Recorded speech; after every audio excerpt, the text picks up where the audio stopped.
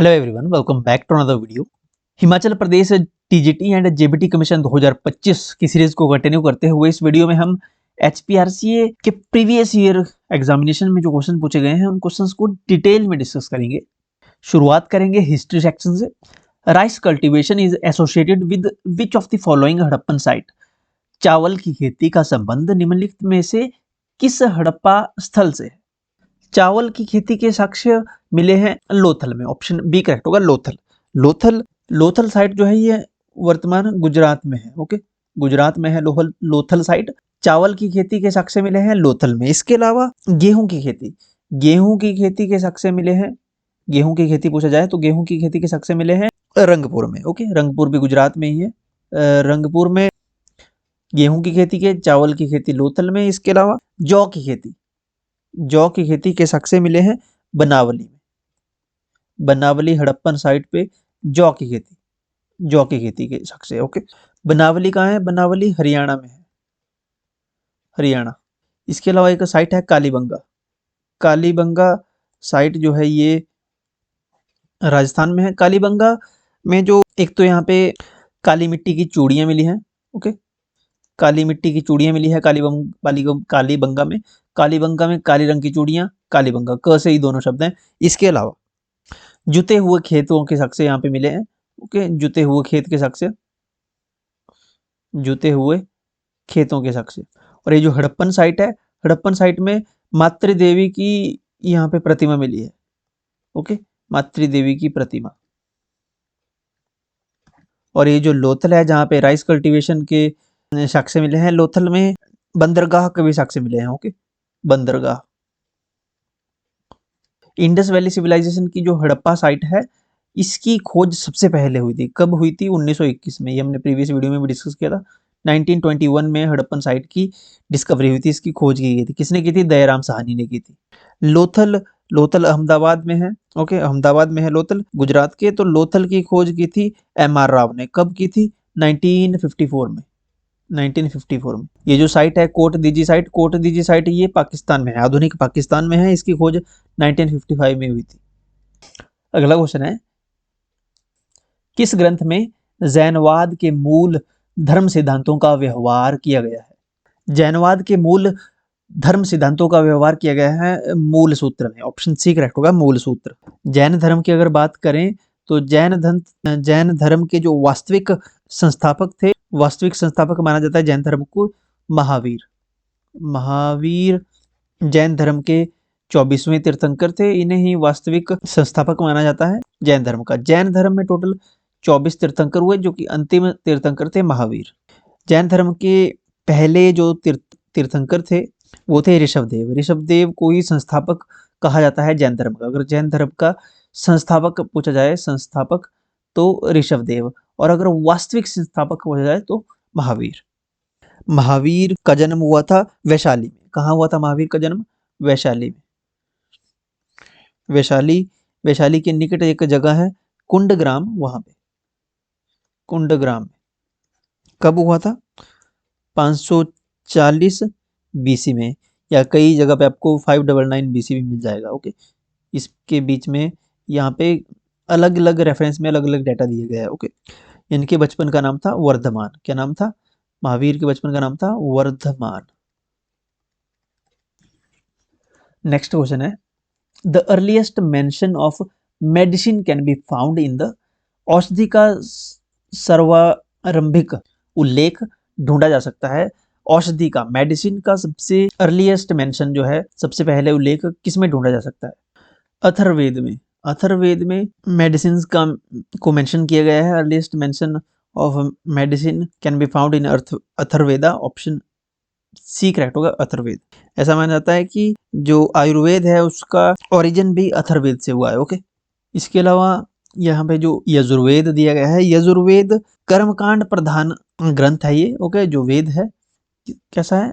कर्मकांड प्रधान। इसमें विभिन्न यज्ञों से संबंधित अनुष्ठान विधियों का उल्लेख किया गया है।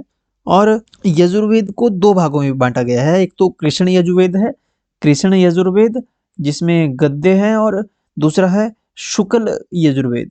जैसे दो पक्ष होते हैं ना, कृष्ण पक्ष और शुक्ल पक्ष, उसी प्रकार से यजुर्वेद को भी दो भागों में बांटा गया है, कृष्ण यजुर्वेद और शुक्ल यजुर्वेद। शुक्ल यजुर्वेद में पद्य हैं और कृष्ण यजुर्वेद में गद्य हैं। ओके। सामवेद, साम का मतलब होता है गान। सामवेद को भारतीय संगीत का जनक भी कहा जाता है।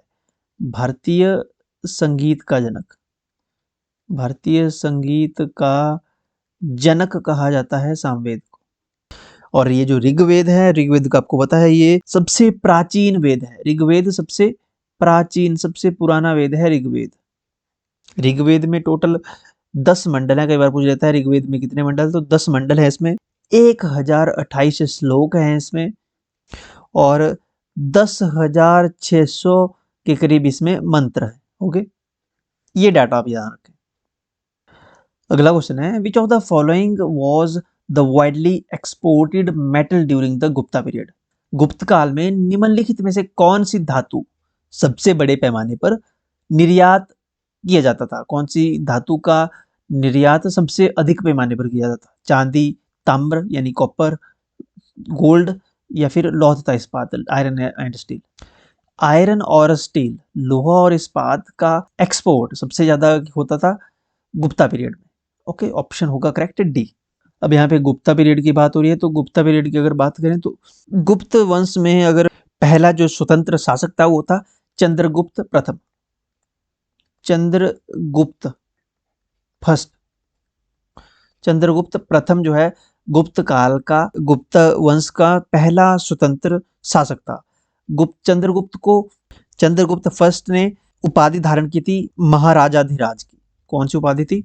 महाराजा धीराज की उपाधि। क्वेश्चन ऐसे पूछा जाता है कि महाराजा धीराज की उपाधि किसने ग्रहण की थी? तो चंद्रगुप्त फर्स्ट, ये प्रथम स्वतंत्र शासक था। अगर ऐसे बात की जाए कि स्वतंत्र यहाँ पे वर्ड ना हो, गुप्त वंश का प्रथम शासक अगर पूछा जाए, गुप्त वंश का प्रथम शासक कौन था, तो श्रीगुप्त होगा। ओके, अगर डायरेक्ट पूछा जाए प्रथम तो श्रीगुप्त है। अगर स्वतंत्र शासक की बात की जाए तो चंद्रगुप्त फर्स्ट। और ये जो चंद्रगुप्त फर्स्ट था, चंद्रगुप्त फर्स्ट ने, क्योंकि इनके नाम में ही चंद्रगुप्त फर्स्ट था, चंद्रगुप्त फर्स्ट ने गुप्त संवत की शुरुआत की थी। गुप्त संवत की शुरुआत चंद्रगुप्त फर्स्ट ने की थी। कब की थी? 319 ईस्वी में, 320 ईस्वी में गुप्त संवत की शुरुआत की थी, अपने ध्वजारोहण के स्मारक के रूप में।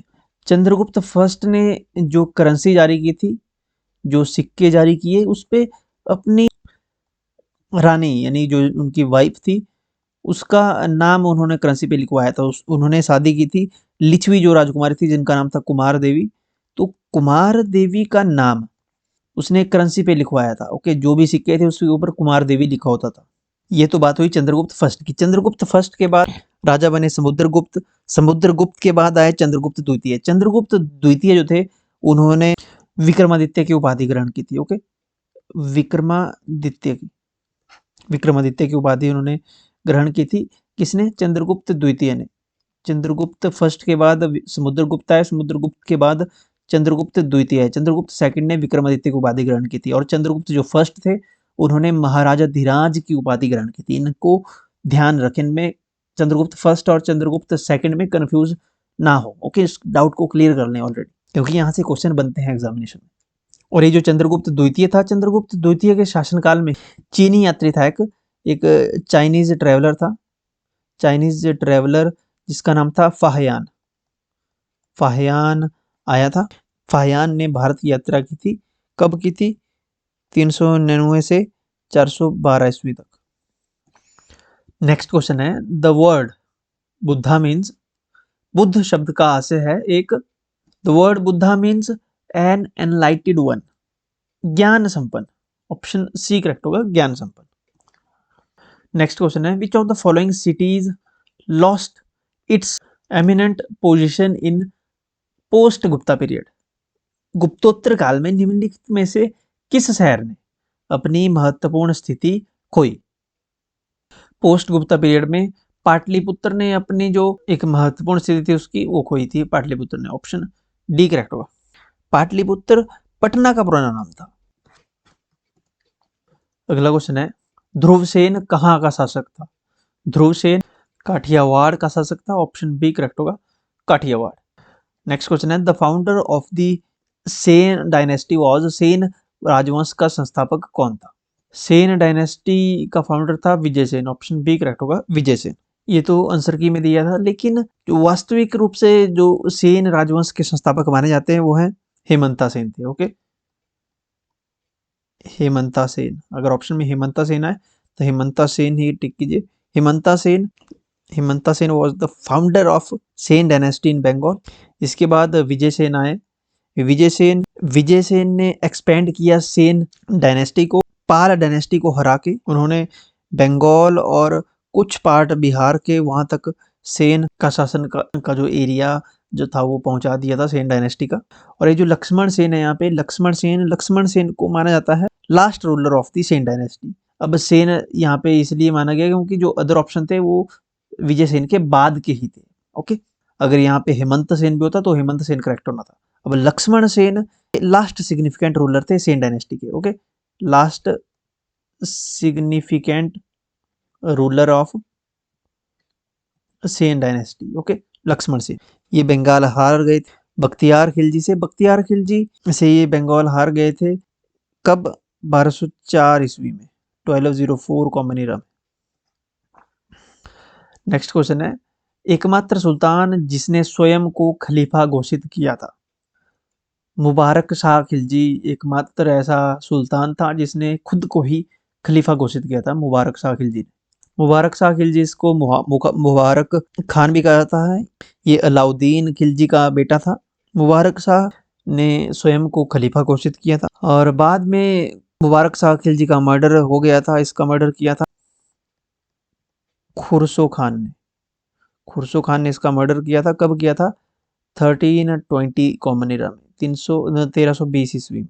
और उसके बाद जो है खिलजी डायनेस्टी का समापन हो गया। ओके, खिलजी डायनेस्टी समाप्त हो गई थी यहाँ पे 1320 ईस्वी में।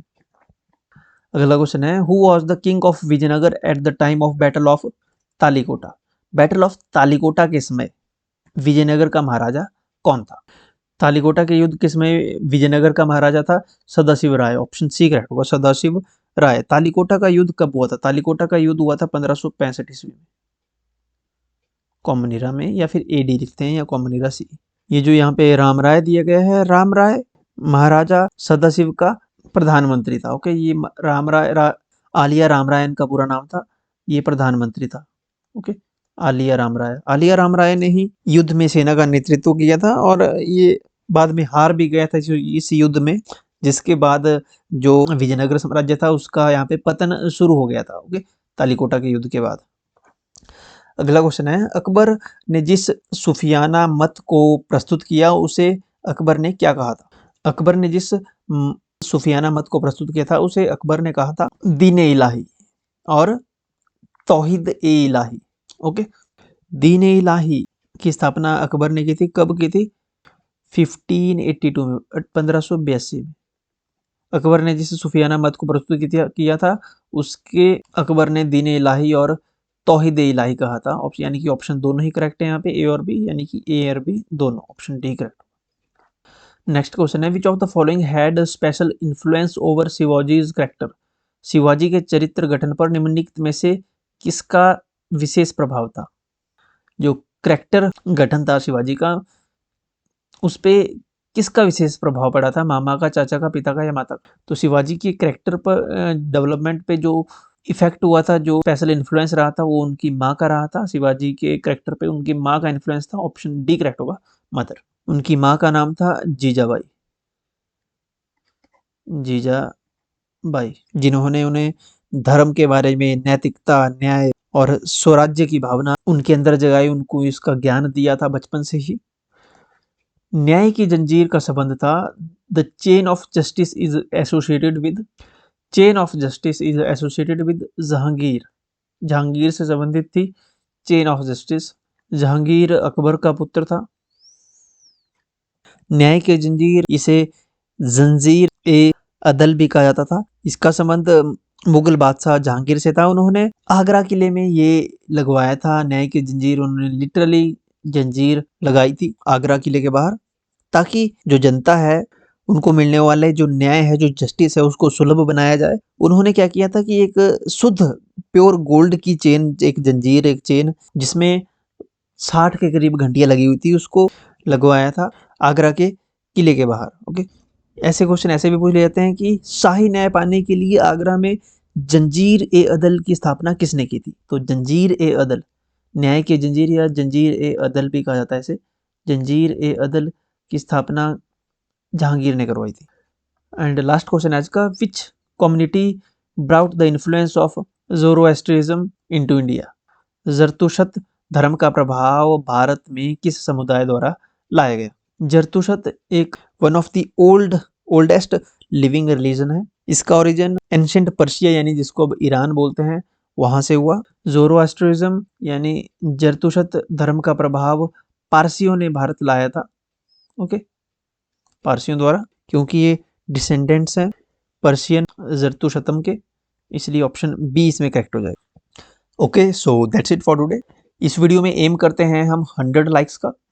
अगर इस पे 100 लाइक्स होती हैं तो हम कंटिन्यूसली आपके लिए ऐसे वीडियोस लाते रहेंगे। आप हमें फॉलो कर सकते हैं टेलीग्राम, व्हाट्सअप, इंस्टाग्राम पे। पीडीएफ्स आपको टेलीग्राम पे मिल जाती हैं। अगर आपका कोई क्वेश्चन है तो आप इंस्टाग्राम पे हमें मैसेज करके पूछ सकते हैं, बता सकते हैं, अपना फीडबैक दे सकते हैं।